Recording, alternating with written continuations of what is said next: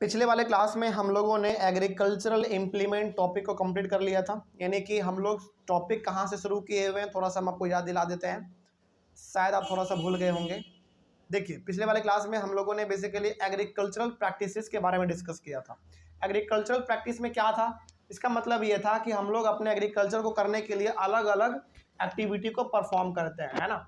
उसमें हमारा वो कौन कौन सा एक्टिविटी था, पहला था हमारा प्रिपरेशन ऑफ सॉइल, उसके बाद सोइंग, उसके बाद adding manure and fertiliser, irrigation, protection from weeds, harvesting और लास्ट में हमारा स्टोरेज। ठीक है, और ये हमारा सब क्या है, एग्रीकल्चरल प्रैक्टिसेस है। यानी कि खेती बाड़ी यदि हमको करना है तो इन सभी चीज़ों को हमको करना पड़ता है, तभी जाके हमारा फसल अच्छा हो पाएगा। इसमें से सबसे पहला हमारा टॉपिक था प्रिपरेशन ऑफ सॉइल, जिसको हम लोग शुरू कर चुके थे और इसमें हम लोग बहुत आगे पढ़ चुके थे। और इसी टॉपिक के अंदर हम लोगों को पढ़ना था इम्प्लीमेंट्स। किसका इम्प्लीमेंट्स? एग्रीकल्चरल का, यानी कि एग्रीकल्चरल इम्प्लीमेंट। अब इसमें क्या था, चलिए थोड़ा सा इसके बारे में दोबारा पढ़ लेते हैं। क्या लिखा हुआ देखो, before sowing the seeds it is necessary to break soil clumps to get better yield। हमने कल बताया था कि यदि आपको मतलब कि फसल लगाने से पहले, फसल को बुनने से पहले आपको क्या करना पड़ता है, पहले अपने बड़े बड़े मिट्टी के टुकड़ों को ब्रेक करना पड़ता है, ताकि हमारा फील्ड जो है वो एक तरीके से बराबर लेवल में आ सके और उसके बाद हम लोग आसान तरीके से उसके ऊपर फसल लगा सके। ठीक है, ये हम लोग कल जाना था। और ये चीज़ हम लोग कैसे करते हैं, this is done with the help of various tools. अलग अलग हम लोग टूल्स का इस्तेमाल करके करते हैं ये चीज़। The main tools use for this purpose are the plough, hoe and cultivator. तो इस चीज़ों को करने के लिए हम लोग बेसिकली तीन अलग अलग टूल्स का इस्तेमाल करते हैं। हमारा पहला है PLOUGH प्लग, दूसरा है हो और तीसरा हमारा है कल्टीवेटर। ठीक है, इन तीनों के बारे में अब देखते हैं कि तीनों आखिर हमारा कैसे हम लोग इसको खेतों में इस्तेमाल कर सकते हैं अपने फसल को लगाने के लिए। यानी कि प्रिपरेशन ऑफ सॉइल को, मिट्टी को तैयार करने के लिए कैसे इस्तेमाल कर सकते हैं।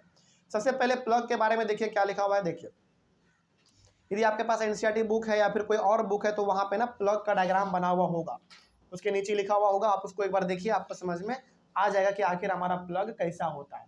ठीक है, आपके बुक में जो भी आपके पास बुक है वो आपके पास दिया हुआ होगा।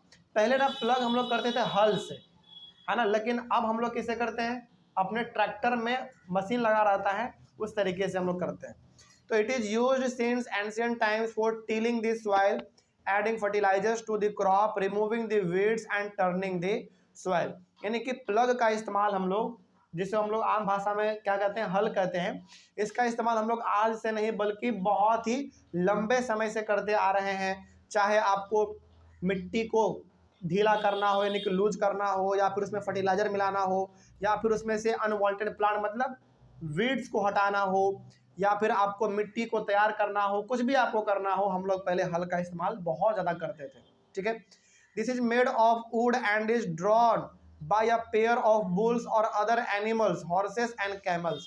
ये बेसिकली हमारा पहले लकड़ी का बना हुआ करता था। आपके बुक में डायग्राम दिया गया, आप उसको देख सकते हैं।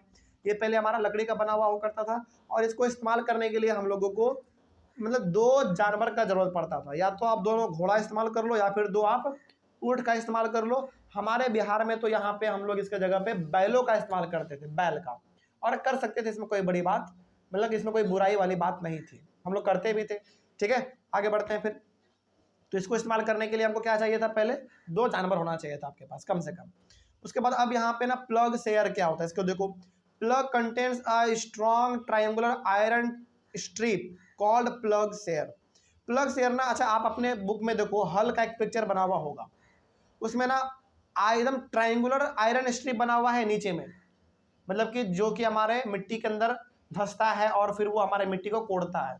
तो वो जो ट्रायंगुलर शेप का बना हुआ है आयरन का एक स्ट्रिप, यानी कि आयरन का एक जो टुकड़ा बना हुआ है आपके हल के नीचे बना हुआ होता है, वही हमारा मिट्टी के अंदर धंसता है और वही हमारे मिट्टी को कोड़ता है, वही हमारा कहलाता है प्लग शेयर। ठीक है, अब प्लग शाफ्ट क्या होता है, फिर ये भी देख लीजिए।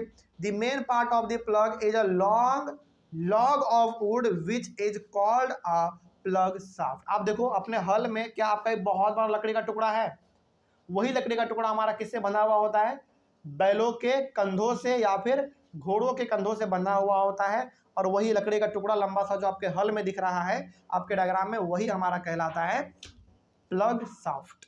ठीक है, आगे बढ़ते हैं फिर।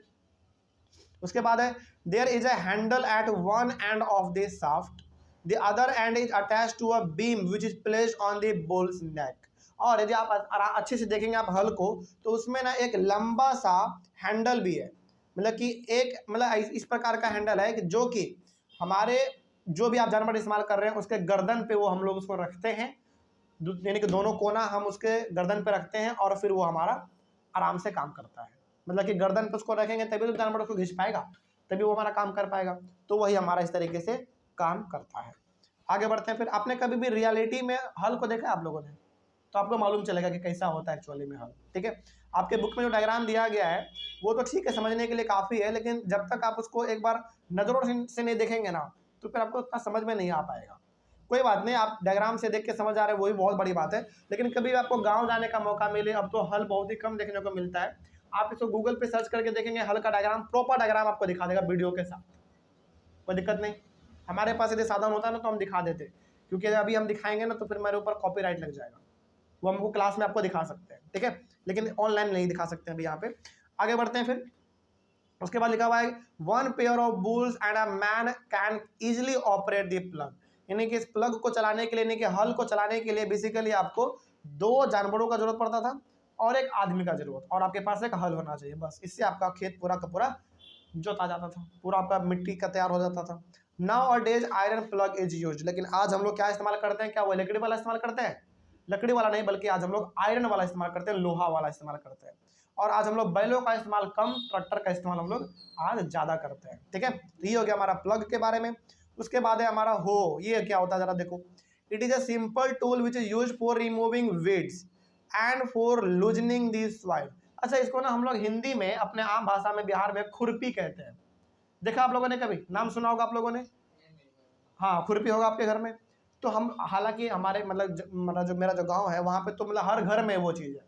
पटना में नहीं, बहुत कम देखने को मिलता है। जिसके पास गार्डन ये सब होता है ना वो रखता है ये सब चीज़।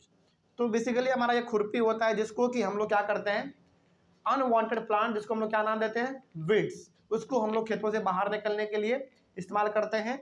यानी कि अनवांटेड जो हमारा प्लांट उग गया है उसको जड़ से उखाड़ के फेंकने के लिए हम लोग उसका इस्तेमाल करते हैं, या फिर आप मिट्टी को ढीला करने के लिए भी इसका इस्तेमाल करते हैं, मिट्टी को लूज करने के लिए। ये क्या होता है देखो, it has a long rod of would और आयरन। ये ना बेसिकली हमारा आयरन का बना हुआ होता है, लेकिन जहाँ पे आप इसको हाथ से पकड़ते हैं वहाँ पे ये लकड़ी का बना हुआ होता है, जिसको हम लोग उसके हैंडल कहते हैं। A strong, broad and bent plate of iron is fixed to one end of its and works like a blade। यानी कि एक जहाँ पे आप पकड़ते हैं वहाँ पे आपका एक लकड़ी का टुकड़ा होता है, लकड़ी होता है, और उसके अंदर हमारा धंसा हुआ होता है खुरपी आपका, और उसके बाहर एक प्लेट के जैसा आपका निकला हुआ बाहर होता है आयरन का, उसी से हमारा मिट्टी सारा काम लूज ये सब करने का होता है। यही हमारा खुरपी कहलाता है। ठीक है, it is pulled by animals. अच्छा, यहाँ पे तो कहा गया कि it is pulled by animals, मतलब क्या हो गया, मतलब क्या इतना छोटा सा खुरपी जो हम लोग इस्तेमाल करते हैं, क्या ये हमारा एनिमल इस्तेमाल करेगा? देखो अब ना हमारे पास खुरपी 2 प्रकार का आता है, एक छोटा वाला जो हम लोग इस्तेमाल कर सकते हैं अपने हाथों से, और एक ही हमारा क्या हो जाएगा, थोड़ा सा स्केल्स का बड़ा हो जाएगा, तो वही कौन इस्तेमाल करेगा? जानवर के ऊपर हम लोग उसको लगा के करते हैं। कोई दिक्कत इसमें? चल आगे बढ़ते हैं। तो ये हमारा दोनों प्रकार का आता है। उसके बाद है कल्टीवेटर। ये क्या होता है देखो, now a days ploughing is done by a tractor driven cultivator, यानी कि आज जो हम लोग बेसिकली खेत को जोतते हैं, खेत का जो जोताई करते हैं वो हम लोग किससे कर लेते हैं? ट्रैक्टर से कर लेते हैं। ठीक है, वही हो गया हमारा कल्टीवेटर। तो ट्रैक्टर अपने आप में क्या है? कल्टीवेटर है जो कि खेत को जोतता है। The use of cultivator saves labour and time. अच्छा, आज जो हम लोग अपने खेतों में ट्रैक्टर का इस्तेमाल करते हैं, बताइए ट्रैक्टर क्या करता है मालूम है? पहली बात तो आपका लेबर को बचाता है। लेबर को बचाने का मतलब है कि जहां पे आपके खेत में 100 लेबर काम करता है, वहां पे आपका एक ट्रैक्टर अकेला मात्र काम कर दे रहा है। आपका क्या हो गया? पैसा बच गया। दूसरी बात, टाइम बहुत बचाता है। ये मुश्किल से मुश्किल 1 घंटे में आपका 1 बीघा खेती ना ये आराम से जोत देगा, 1-2 बीघा आराम से जोत देगा। लेकिन वही यदि आप हल को चलाएंगे तो हल को इस्तेमाल करने में 2-3 दिन लग जाता है पूरे खेत को जोतने के लिए। तो ट्रैक्टर यानी कि कल्टीवेटर आपका बेसिकली करता क्या है? समय भी बचाता है, आपका पैसा भी बचा देता है। ठीक है, तो ये हमारा हो गया कल्टीवेटर के बारे में। अगला हमारा टॉपिक होगा सोइंग के बारे में, यानी कि अब आपने यहाँ तक क्या कर लिया है, पूरी तरीके से अलग अलग औजारों का इस्तेमाल करके मिट्टी आपने पूरी तरीके से प्रिपेयर कर लिया, यानी कि मिट्टी आपका तैयार हो चुका है। अब मिट्टी तैयार होने के बाद आप क्या करोगे, उसके ऊपर फसल लगाओगे, यानी कि फसल लगाने को ही हम लोग कहते हैं सोइंग। तो ये हम लोग अपने अगले वाले क्लास में शुरू करेंगे इस टॉपिक को। तब तक के लिए थैंक यू वेरी मच।